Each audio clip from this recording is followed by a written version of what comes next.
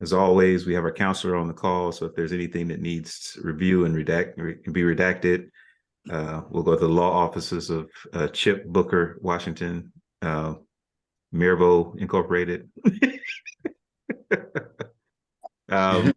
So before we jump into some of the questions here, I know we said happy birthday, Leilani. Wanted to say happy Q-versary, Chip. Is that coming up now? Are we on the verge? May 22nd. May 22nd. All right.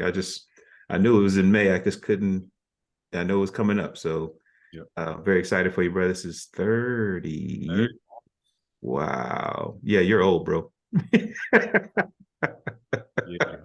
You don't even, it's like 30. Like, that's crazy. Yeah. So excited about you coming up on that anniversary. It's pretty big. And thank you, B Hall, for letting us know about the strippers in Vegas. So we definitely want to take advantage of that. Delete. I'm just testing. I'm making sure the counselor pays attention. Let's put that in context. It was at the Usher concert as part of his show. Yeah, that's context. That's a very different statement. all I heard was one stripper pole. One. They weren't that young. Wow.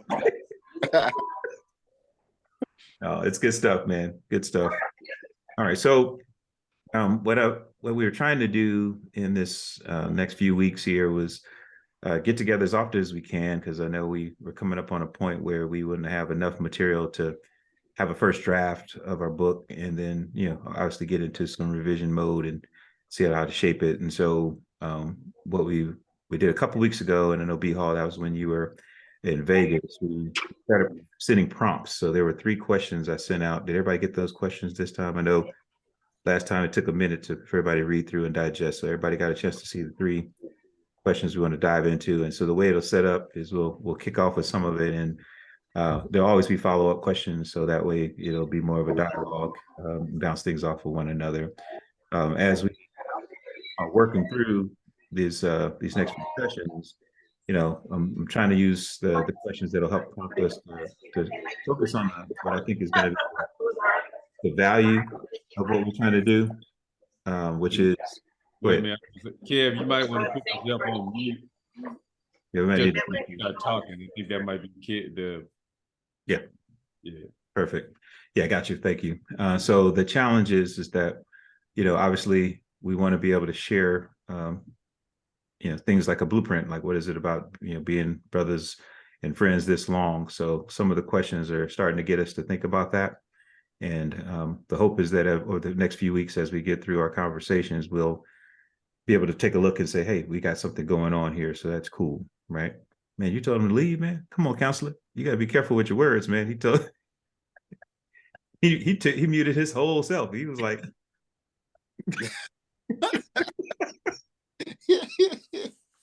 so I know I want to see how far we can go in the next 30 minutes or so. So I want to go hard in the paint if we could, because I don't want it to feel like, we're going to be stayed up too late trying to figure it out. If we get to 30 minutes and it's really good, we'll go a few more minutes. But if not, we'll pause it and pick it back up, because I want to make sure we keep the energy going. See if we can get Kev to come back since Chip kicked him out. Let me see here. Let's see if he goes okay.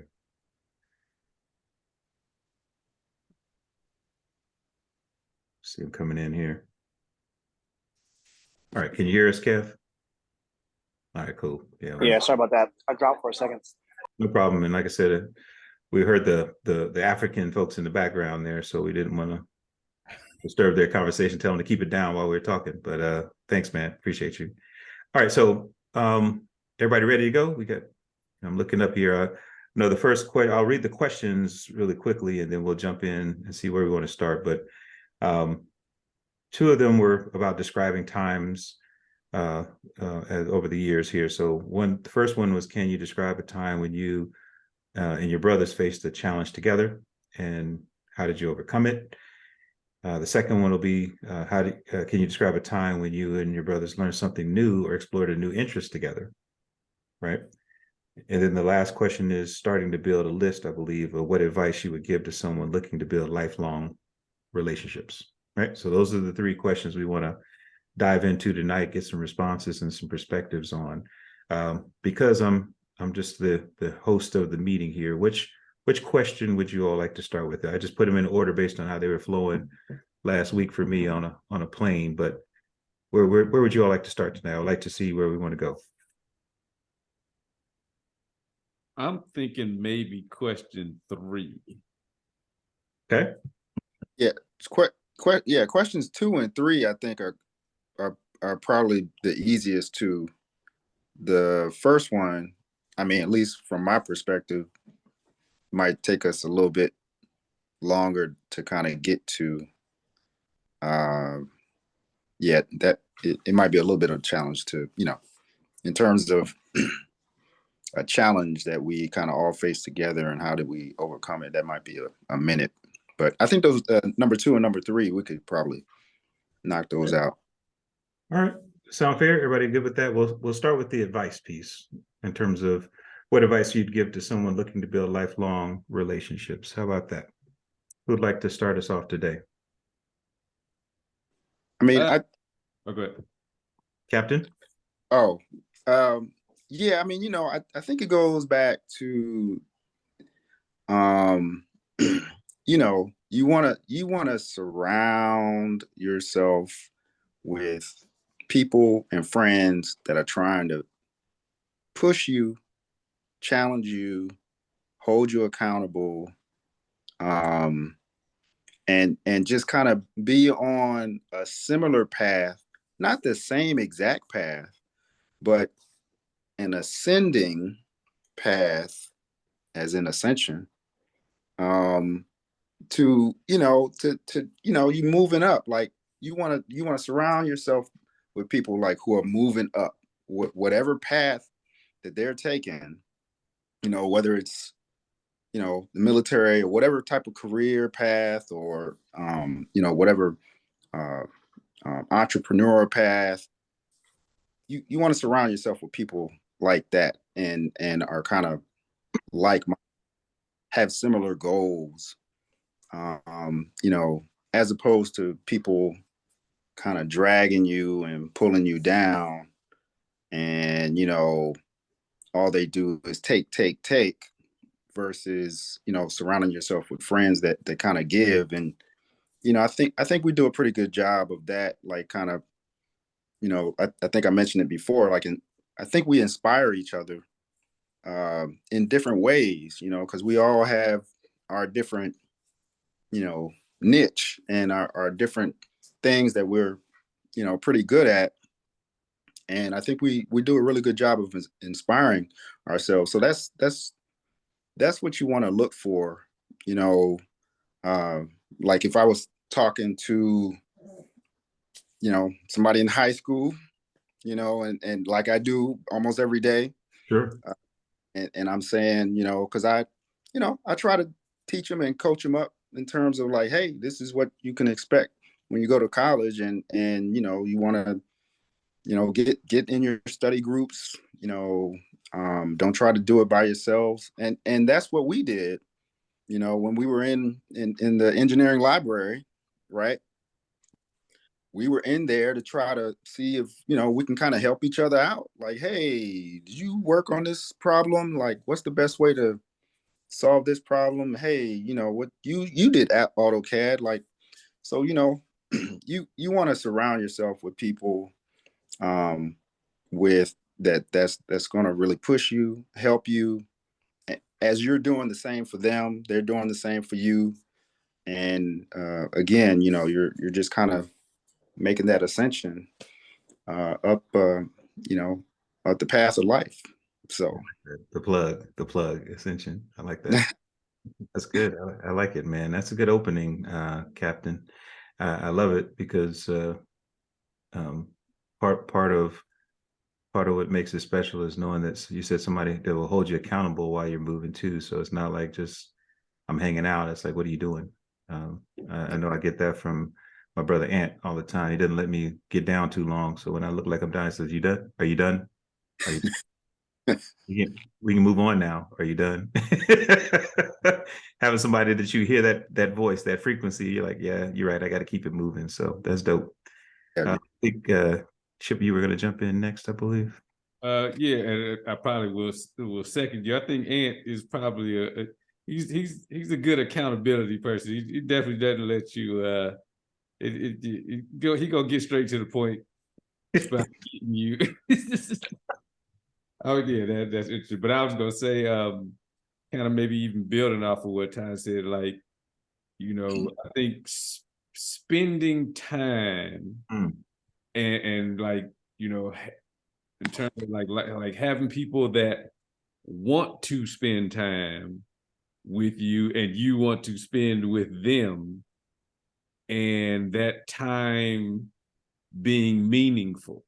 mm, So like it's when I think about, like, we chose to spend time with each other, and I think that was kind of part of the recipe as to how the foundation got built for a mm, lifelong friendship. And so the fact that when we became adults or growing up as adults, and then now because we got all these different avenues that we're taking in life, but still making time to spend time together, and I think it's based on the fact that we early on we made that choice to spend time, saw the value in us spending time together, so that once we kind of got out on our own and getting into our careers,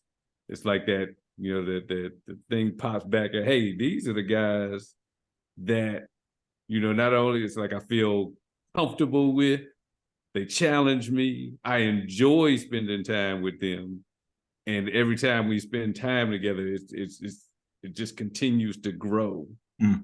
Fine. So I think that finding people that you want to spend time with, they want to spend time with you, and you recognizing that time is meaningful when you are together. I think that's kind of one of the keys to kind of building a lifelong friendship, is choosing to spend that time with each Love other. it. I love it. And Yeah.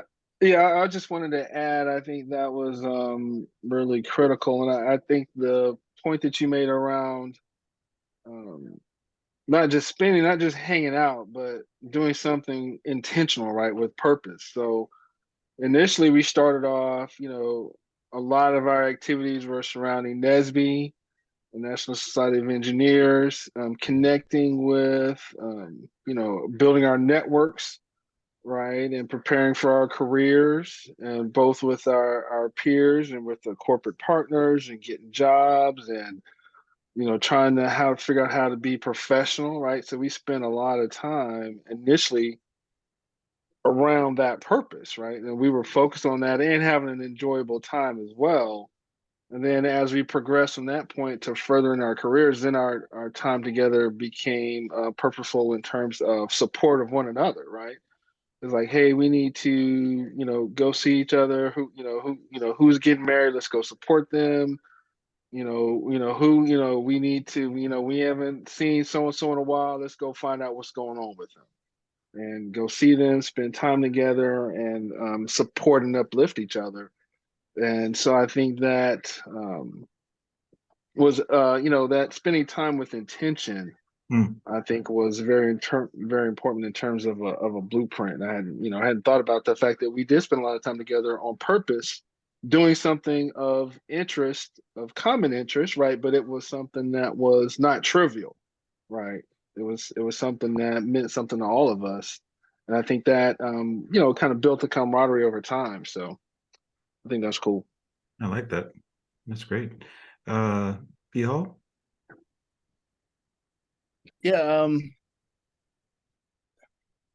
all kinds of thoughts came to mind as everyone was talking. I mean, a point that Anthony made with being intentional, it started, at least for me with Anthony's wedding, and that was so cool, then that became a thing. Mhm. So it was almost, and then it became a thing that we all really enjoyed and could bond around. So we did it at everybody's, right? We got together everybody's, started out with the traditional basketball game, and then when knees got worse, became golf. and that's continued past weddings, and but I don't know if I have. I mean, what is floating around in my head is, comes down to, and it's a mesh of what's already been said, is shared experiences that have benefited us. And I don't know if this is something we can intentionally tell people to do, but the background that we had, like Todd was saying, from bonding and that shared experience of struggle at school, to then that shared experience with being parts of important pieces of each other's lives, and that's continued. So that's kind of the underlying theme that's running through my head at the moment. Mm-hmm. I love it, man. That's great. I want to get you, Todd. I mean, okay, I want to get you. Go ahead, man. Right now? Okay. Yeah. So, yeah, I think it's also a function of being willing to go through some pain together. Mhm. All of us have had to experience pain in our lives in some form or fashion, or at least if not pain, then transition. And being able to be willing to engage one another and be vulnerable as we go through the pain, and being willing to be with one another as you go through the pain. I mean, I think of examples of everyone on the phone. I remember when Aunt's cousin died in a motorcycle accident. And Lakita called us, like, I don't know what to do, but, I'm calling y'all. Y'all got to talk to him. Just talk to him, right? And he was going through a lot of, real-time grieving, So I remember, Byron just going through some health issues more recently. And I remember Leilani was born with Todd, and he was trying to reconcile all of that. And then, we've had weddings, but we've also had people go through divorces. COVID was a big issue. We can go on and on. Each of us have examples from each person where they've gone through either pain or transition. And we've been willing to be vulnerable with one another to go through it. So I think that helps to have a long-lasting relationship when you choose to go through something. I've never pledged like some of you guys have, but I think it's part of the pledging process, just from my academic theoretical view, is they make the line go through some pain together to build a type of bond. So it's more it's constructed as opposed to natural, but it's the same kind of concept. So I think that's one. I think the other, frankly, is I think we've decided, or at least I've decided on, sometimes you can have too high of expectations or too low of expectations of one another.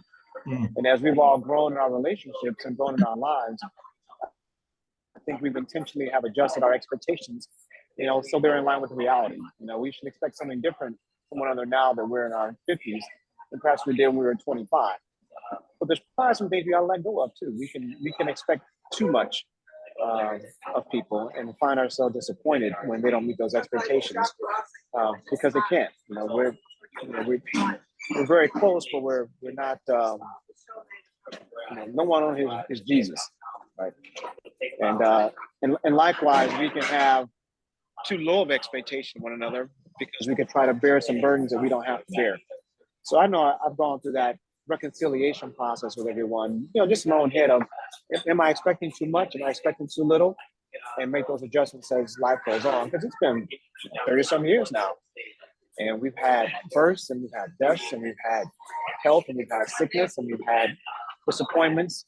And I think that's all helped us to level set expectations so we can stay together and not get pissed off at one another because somebody doesn't meet expectations, or not be lonely because we don't have high enough expectations.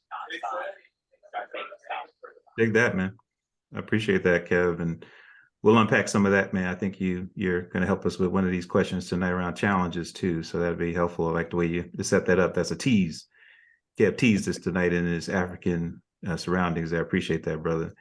I wanted to, I guess, add to the conversation because I'm actually I agree with everything that everybody's saying in terms of just what would be advice that I think we live it. So it's fun to kind of unpack it a little bit. One thing that I think I wanted to maybe do to kind of combine some of the things that I heard earlier is that I know for me, I have a healthy respect for everyone's gifts. And I think having a space where we get to learn each other. Kev, last time we got together, you talked about how you could be you with us and didn't have to worry about trying to be a version of you just to fit in or just to make sure you could kind of hang out because you weren't sure if we would take all of you. And I know that's probably where, over the years, I've been able to appreciate everybody's gifts and in some ways how complementary they are when we just recognize them. And I know when you're talking about lifelong relationships, you don't expect it to be perfect. You don't expect it to be the same. And I think knowing that whether it's, an intentional thing that happens or even the intention of wanting to get together and check in on one another, the diversity of what you have would probably something that you look for the folks around you to have something that, everybody's not exactly the same. And I think that's probably why I really appreciate, our bond as brothers is that it's funny now because, again, we're old in our 50s, but we have our kids who interact with us. And it's funny when our kids interact with us and they see us all act together, there's always this sense of, was it always like that? Were you always cool with each other? And I was like, no. Once you room together, shit is terrible. I don't want to be roommates with any of these jokers ever again. But I just know that for me, it was cool to say, I guess that's why the question of lifelong is, unfortunately, I think I may have set a too high an expectation for my daughters that they were going to meet friends like us day one and they were going to be friends forever. And I was like, no, a lot of us know a lot of people, but we've made it an intention to get to know each other and spend time and grow. But yeah, my thing is that recognizing how different we were, although on the surface we're Howard, we're engineering, whatever, but everybody had such different things that they were into and good at. My example to bring it home is and when we went skiing with these jokers, and I didn't realize they really knew how to ski. I mean, we had to we didn't have in skill, we had to make up and being what do you say, overconfident? And so just knowing, I was like, I know Black people who ski well. Like that was my thing. I was sitting in the room like, what the hell? How did I miss that?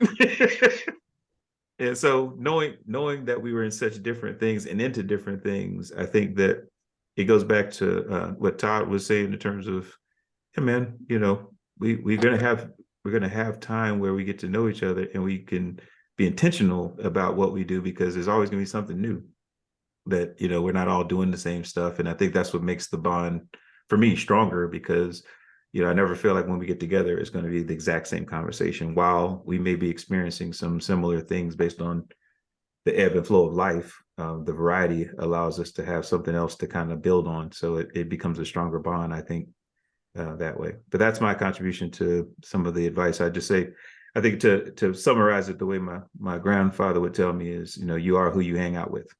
Mm-hmm. You are who you hang out with. You take your 5, or in this case, 6, 7 closest friends.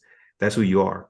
And you don't want to believe it. Just look at what we have on the call here tonight. That's I can see a little bit of me with each of you, just because you guys have influenced me in a way where I know my responses have been measured based on, yep, I actually know somebody who's gone through this or does this way better than me. And I could at least learn from someone that I feel can let me learn and not make me feel bad because I don't know. Right.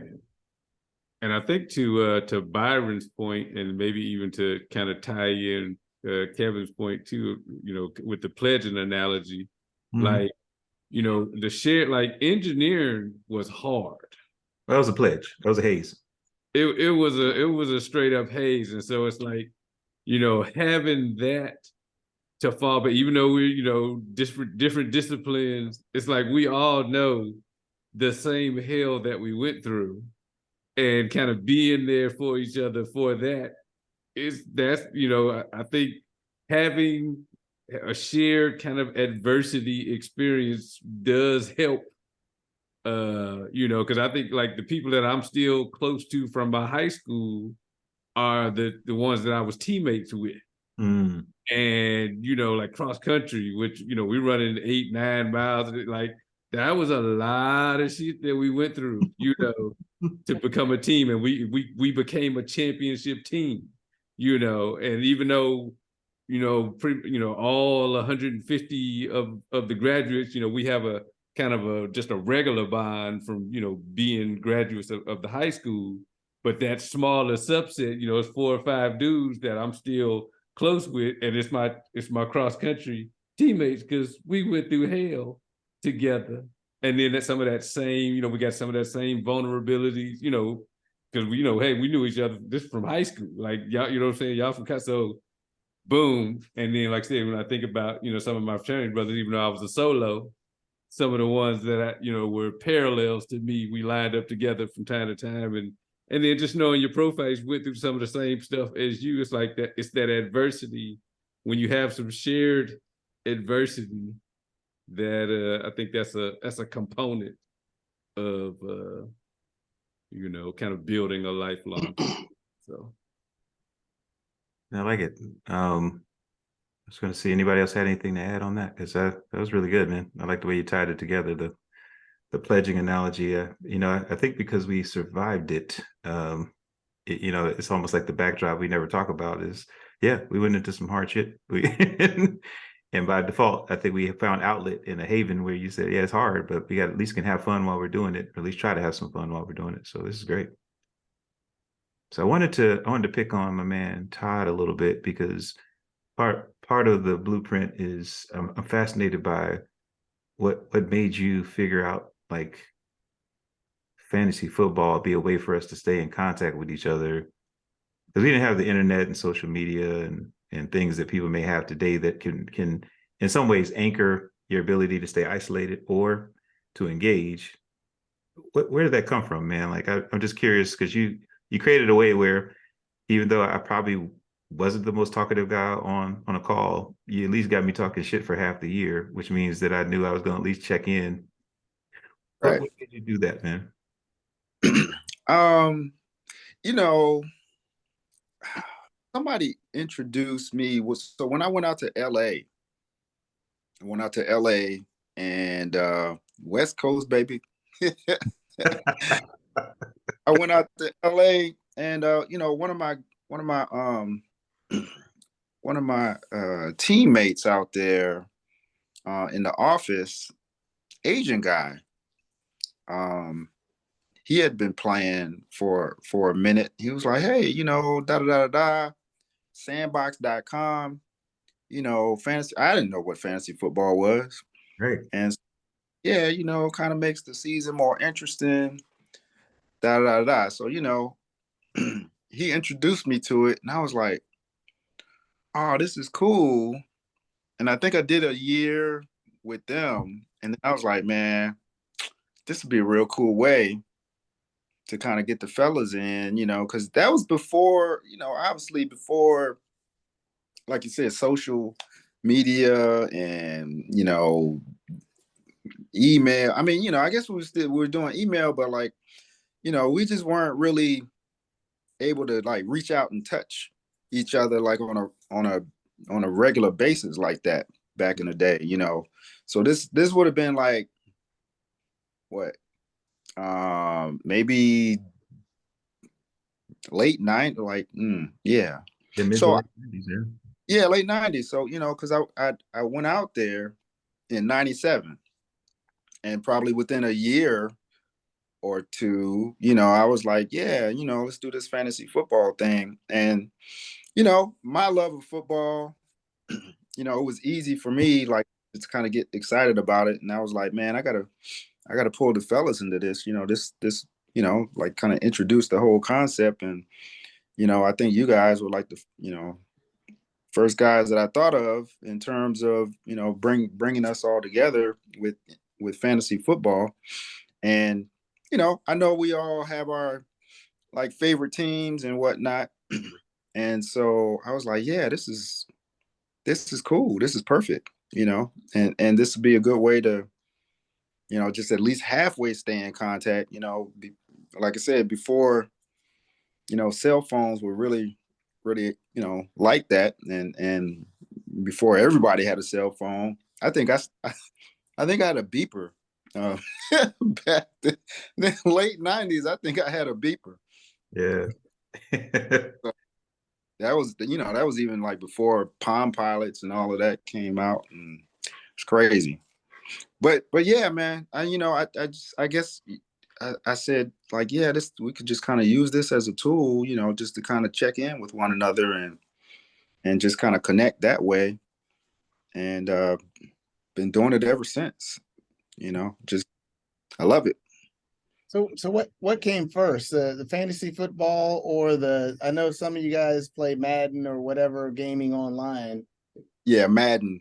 We were still at the house. We were still Yeah. at 1W We when we were started Madden in the basement, and the basement. We was playing Madden. the online, though, I think you're asking, B Hall, that was definitely not too far after that. I just know that for the two of us, once we figured out that there was a way to connect, because you were still West Coast, I remember that, Ty, we started doing it there. We found ways to pick up some of our interests when the technology caught up with what we wanted to do. Yeah. We started investing. My internet situation got really nice after I started gaming, because I didn't really need it for anything other than that. I was a data whore, and so I needed the dial up not to be the way I worked. I needed high speed, but it was because I wanted to connect. But yeah, I mean, finding ways to connect was probably, I know as we're getting older, I think for me, I don't know if everybody's saw some of the news recently with one of my classmates, Clayton Sinclair, passed away a week or so ago. And he, met him freshman year, first day kind of deal, third world in Drew Hall. And it was going in for a procedure for his back and had some sort of abscess that went a different direction. And so he wound up passing away on the table. And so this past weekend, when I was in Jersey doing some other things, I was able to make time for some of our classmates we had in common. And I think about how much of life we try to go at alone, or act like we can just tough it out because we're supposed to stay. Was it from some trading places? Karate Man bleed on the inside. We don't. We fight through all that stuff and try to act like nothing affects us. But I know my ability to be in the moment really comes from being with you guys, because I know that sometimes when things happen, you want to just retreat and just kind of feel and not talk to anybody. But having a space where you can say, here's what I'm feeling, then you can get into healing, right? You got to have that space. So, when we're in the season now, I think that's just making me more reflective of what everybody's sharing around. How do we keep it going? Because it's not destined that you would have a group of folks that you would stick with for a long time, and sometimes we fall into those cycles where we'll disappear off in the wilderness and hopefully find our way back. And so just wanted to ask Todd about that, because I know even when we didn't know we needed to connect, he found a way to get us connected before we got a chance to get too far away from one another, because we didn't have the technology to keep up with us. Right. And going back to Madden, I remember I think we connected on one New Year's Eve one time. Yes. Yeah. I remember New Year's Eve, and I was up, you was up. I think I was in you're in Cali. You're in Cali. Yeah. I remember. Yeah. And so yeah, we played a game or two like in the middle of the night, man. So that was kind of cool. Yeah, between that and getting a call from Chip saying, "Hey man, I crossed." I was like, "Hey man, I'll talk to you in the morning." Yeah. I said, "I'm excited for you, bro. It's 4:00. It's 4:00. Thank you for hazing me." But no, like I said, I think that's the key, is you make time for folks that you care about, man. I think that's probably the thing is, and I forget who said it earlier, but it's like making time for each other is probably the biggest sign of longevity, right? Because if you make time, even if you go through rough patches, you can move. That means you want to work through them. It's not hoping things stay cool and then when they're not, we disappear, right? And I know from some of my, relationships, even here in Charlotte, I see how people will disappear if things aren't going well. And so having a group that you can lean in with and stay with, it keeps you from feeling like, man, am I supposed to be able to have relationships this late in life? That's the question for everybody there. So I know we're right at 9:30. How you guys feeling? Do you want to try one more question, or do you want to pause tonight and we can pick back up? You let me know. I'm good for about just under 30 more minutes. That's when my little African coffee shop closes. So Okay, so thanks. up to you guys. And it's early for me too, so y'all are on East Coast time. Yeah, I'm just saying. Yeah, we got that going. Anybody else got a few more minutes, or do you want to? I wanted to kind of add as well, because another thing I think is kind of, and I don't know if it's foundational in terms of for a lifelong relationship, but it's like I thought about it as you thought of talk about your relationships in Charlotte. It's like sometimes you can fall victim to, as we get older, some of us have titles and positions and this, that, and the other, and so people may be attracted to you for those reasons. Yeah. And when you think about us, we was all nobodies, broke students, no money, no nothing. So the only thing that brought us together was our choice to be together. It wasn't oh, hey, Kevin's the president of NSBE, let me try to get close to him. Maybe that'd be good networking for me, something like that. We was just, hey, I want to hang with you. You want to hang with me? You seem cool. Yeah. I'm cool. It was just on the strength of who we were, of wanting to connect, and not like who we were or what we could do for each other type of a thing. So I don't know how that can be defined in terms of, what it takes for a lifelong friendship, but, connecting not for necessarily benefit, even though, like Ty said, we do benefit from, being with each other, but that, I don't know if that was the initial calculation, like, hey, hanging with Anthony is going to benefit. It was like, nah, I like Anthony like me, boom, so I like it. I like that. Quantify that, but I think that's important. I mean, full disclosure though, I hung out with Ant because he was literally one of the coolest cats I met at Howard. So once I get that out of the way, everybody else is, it was just because I wanted to hang. That's the keys to everybody's success, is hanging out with me. That's it. I mean, that's what we're learning. That's what we're learning. You have to read to the last page of the book to know that, oh, I just needed to meet Ant. That's what I needed to do. Oh, that's the best. Oh, that's the best. No, this is good. I do think that, and again, this is a question we'll probably come back to as we go, because, getting us thinking about it is kind of what, in essence, why we wanted to pull this story together is, we've had a lot of time together, but I think trying to parse out the reflections is always interesting because, again, as I mentioned, this project to folks that maybe know us and those who don't, everybody's fascinated because I'm finding that, again, like, I was just saying, Chip, a lot of folks here, even in Charlotte, they don't have a group. They don't have a group they catch up with. I mean, and, as we talked about before, we started doing it. So it was normal for us at some point to say, this is what we're going to do. And I know Ant said it in some of our earlier sessions that I did it because I thought we were supposed to. And we were like, yeah, it makes sense to us. Let's roll. And so the comparison obviously is, when you run across folks who don't have anything like that and they can't even fathom having more than one or two people that would know them, as well as more than anyone else, right? I think that's the key is, how many folks do you have that get to know you in a way where you don't wonder how they're going to judge you? I laugh how you said we met each other. We didn't know anything, but we also have a tendency to remind each other. We met each other. We didn't have anything. So if you want to come someplace to know that you're going to be able to get back to some core, you don't have to wonder if you got too far off or whatever. You say, no, we'll remind each other where we started from, but it's always in the sense of you can be you in this, and then, come back and get your energy. I know when we start getting the weekends and stuff going, there's an energy that I have that's I can't describe it to people because I walk around smiling a little bit more than I normally do, because I know that it's not often you get a chance to see the folks that you really love hanging out with all the time. And so, I'm happy for our significant others that we don't live closer together, because it would be terrible for them. You know that, right? I just want to make sure you know that we may not know how to turn it down sometimes if we were on the same block. You laugh, Todd. Why do you laugh? Yeah, you're right. Yeah, we might have already had a couple more divorces in the group. That'd have been a first wives club, Right?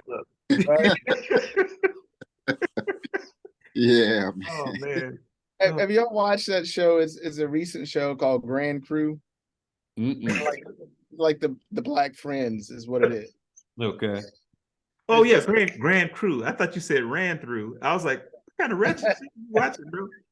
Clubs and ran through, bro. We gotta get you out more, man. You gotta get out of the basement, man. I have watched Grand Crew. It's actually well done. It's on NBC, right? At NBC. NBC, yes. I bought a Peacock. Yeah. We wanted to watch Best Man, Yeah. and so we were watching one day. We're like, it seemed corny from the commercials, but it's actually well done, like you said. And but that got me thinking about us a little bit. Like, if we all lived in the same city, of course they have some weird dynamics going on, in that particular group, but we would have some calamity going on, I think, if we all lived in the same area. Calamity. That's a good one. I Yeah. like And Carlisle will be in the middle of most of it, I think. I talk about him because he's not on the call. Right. That's okay. That's okay. My mission is to at least hear from the brother. He's been on my mind, and I did send a note to him and Todd, since this is probably the first time I made it to DC with literally no time to hang out. If we weren't moving Ashley into an apartment, I was working or sleep. So, but yeah, I know I heard from Todd, but I didn't hear from Carl. He usually will reach out and say, thanks for reaching out or something. So, but yeah, you're right. If we were any closer, it'd be fun to see how that might turn out. But you're right. The First Wives Club would be really tough. It'd be tough. All right. So again, I was trying to honor timing. I know this is I don't want everybody feeling like we're going to be on too long, because I like the way we can kind of jump in and talk. And anything else on your heart or mind before we stop the recording for tonight?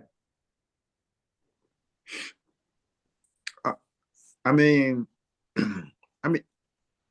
I think it wouldn't be too difficult to tackle real quick question number 2, because actually I think Byron had already went down that road.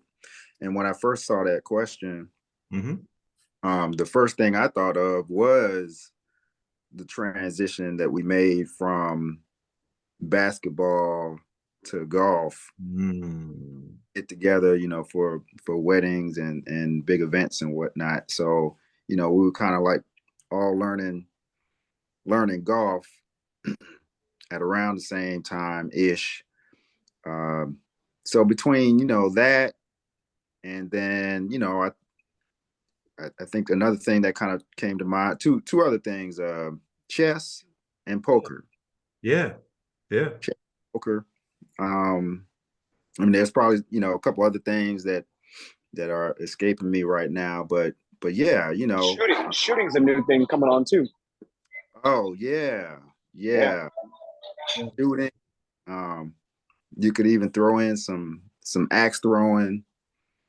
With a few of us. So yeah, it's it's kind of cool, when you all kind of learning at the same time, and kind of feeding off of each other, and it's like, all right, again, each one of us has certain ideas and strategies of doing this and doing that. But at the same time, though, thinking about golf, I know for me, I know for me, golf is like I don't keep score. So let's just throw that out there right now. Fair I'm enough. I mean, I'm all about, and I would love to like hit, be Folston when I grow up and shoot in the 80s and the 90s on a regular basis. But um it's all about the fellowship, man. Like, when we go out there and we're just kind of kicking it, laughing at each other's bad shots, cheering at each other's good shots, you know, sipping on some beers, just kind of wilding out a little bit, having some fun. I mean, that's what it's all about. Uh, and kind of learning the game, but at the same time, just like chilling and grabbing some tips here and there from the sensei, Big Folston. And but yeah, I mean, that's what it's all about. It's about the fellowship and you were learning something new and trying to get better at it, whether it's chess or poker or shooting or whatever. But it's really about that fellowship, and different ways to fellowship and have fun. By doing different events and activities together. So and again, the more things that we can kind of cling to like that, like I think that helps to strengthen our bond, and helps to, like, just kind of think back, like, yeah, we all kind of did that together, we all kind of did this together, and it just kind of strengthens our overall bond. No, you got it. You nailed it, Todd. I was laughing because again, it is when I read the question, it was the first thing that popped out of my mind was when we were at Ant's house for spring break and learned how to juggle on a dare. You remember that, Ant? David was walking around, doo doo doo doo.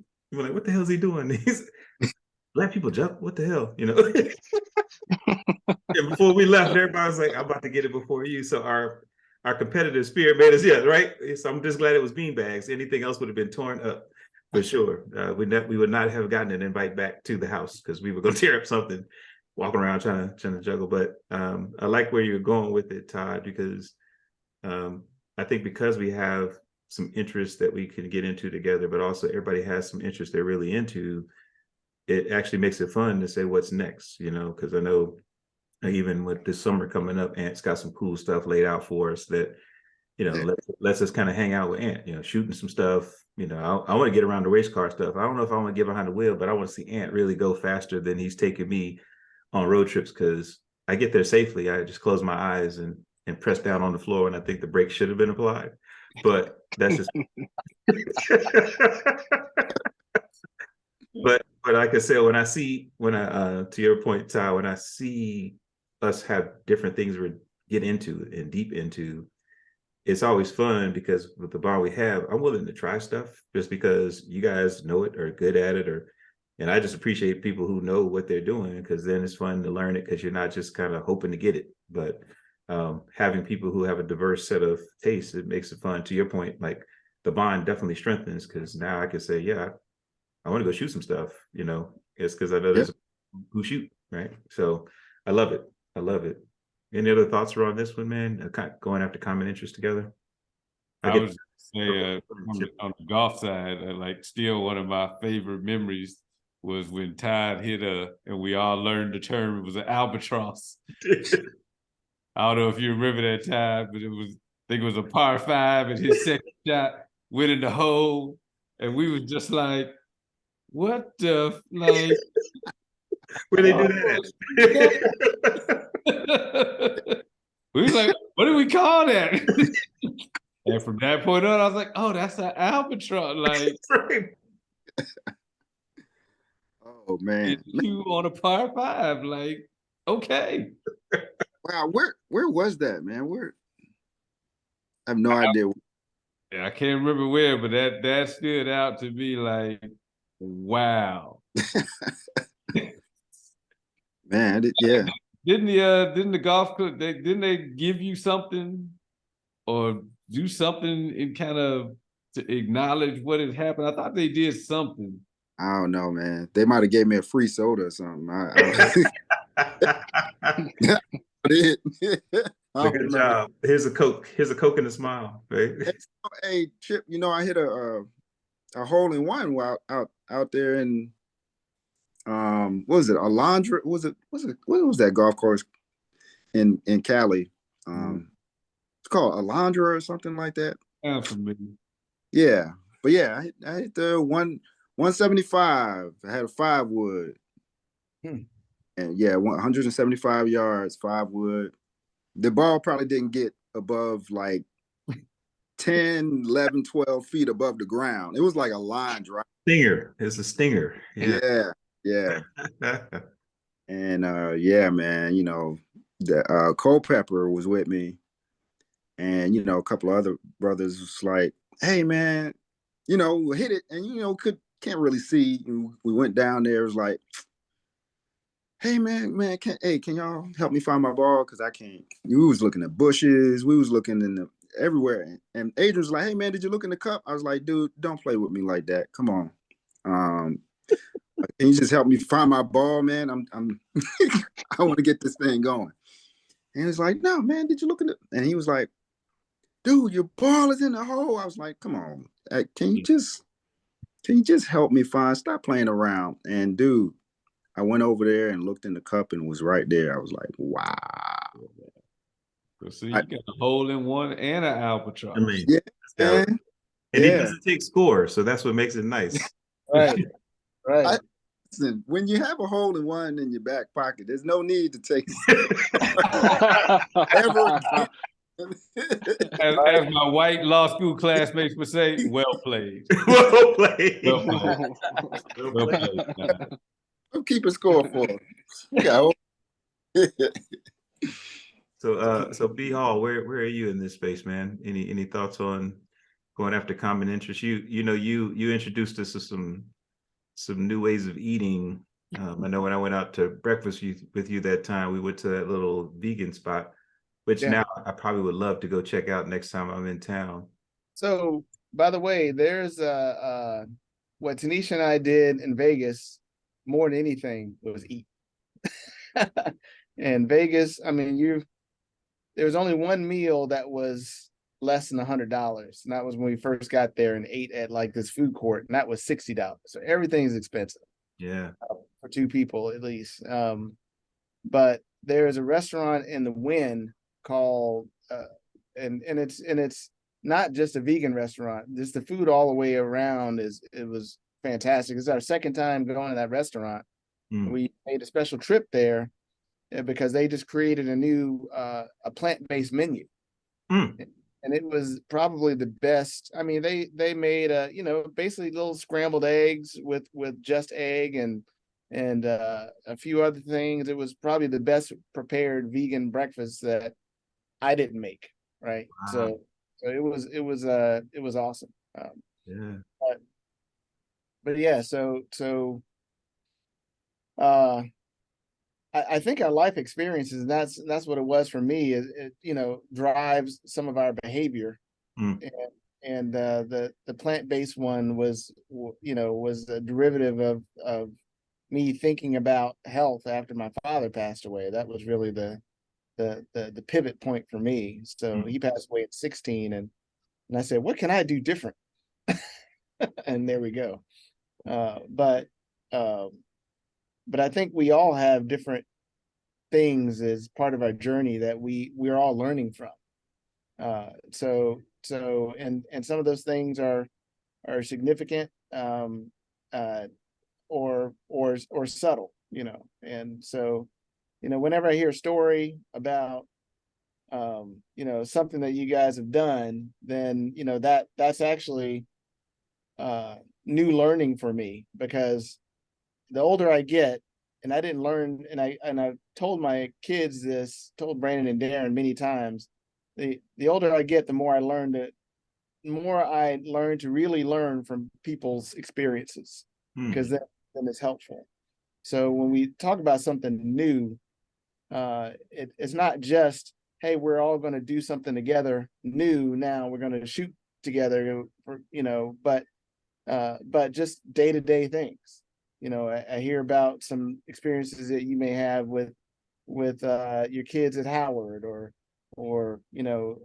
some things that the Ant is doing with his business, and I even learned some things from conversations that Ant has had with my kids, actually, when I don't know, was it Brandon or Darren who needed some business advice or something and wanted to talk to you, and so all these things are part of the building up of each other in this as well.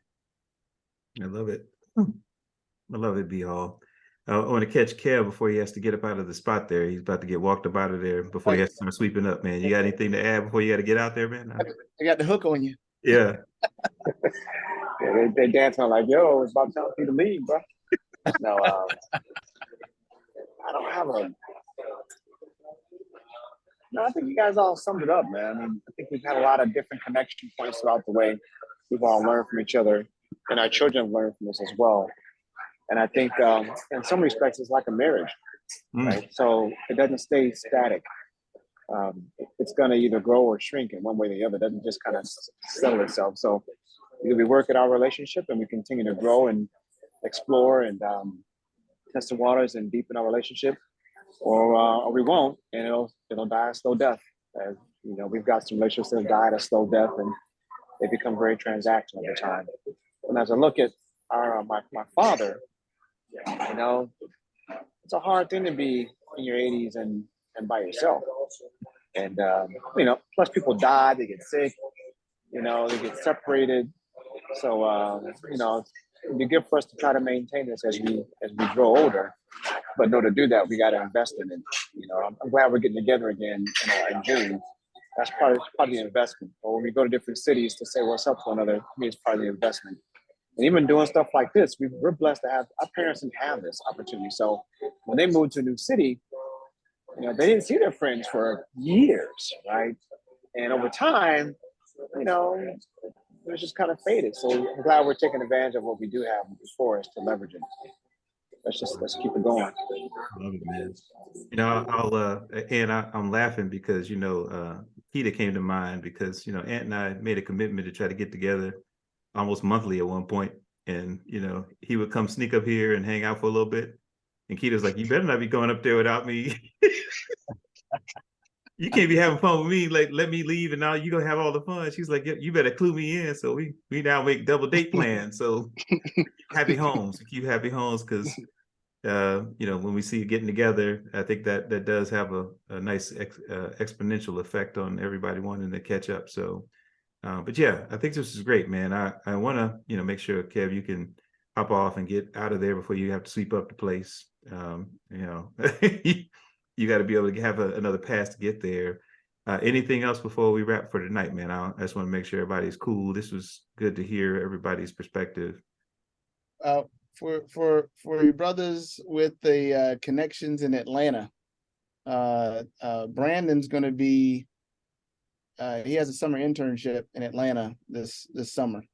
So if anybody has a room they want to rent, if you want to, he's 21, and I was clueless at 21. He's less clueless than I was at 21, but he's still a 21-year-old. So, but if you or if someone would want to rent a room, it would help him in his. Tanisha and I are in the process of cutting him off. Oh, yeah. It's temporary.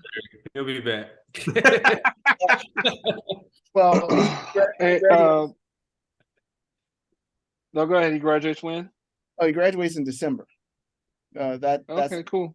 Current plan, and the job he has is at Kimley Horn. They do all kinds of consulting type things, mostly kind of municipal transportation and civil engineering.